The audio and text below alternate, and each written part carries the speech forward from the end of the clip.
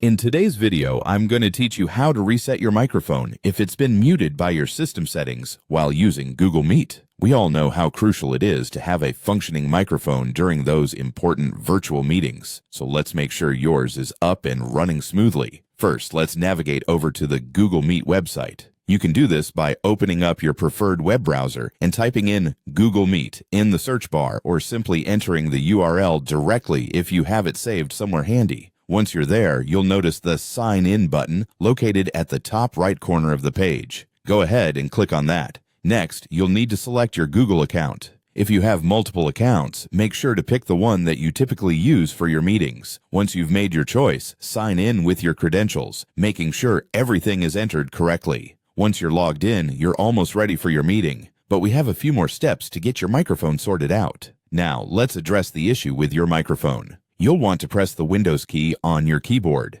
This key usually has a small Windows logo on it and is often found to the left of the spacebar. Pressing it will open up the Start menu, where you can type in different commands or search for various system settings. In the Start menu search bar, type in Sound Mixer Options. This query will lead us to the sound settings, where we can manage the different audio devices connected to your computer. After typing, you'll see an option for Sound Mixer Options. Click on it to open up the settings. Once you're in the sound settings, scroll down to find the Reset option. It's usually located towards the bottom of the window. When you find it, go ahead and click Reset.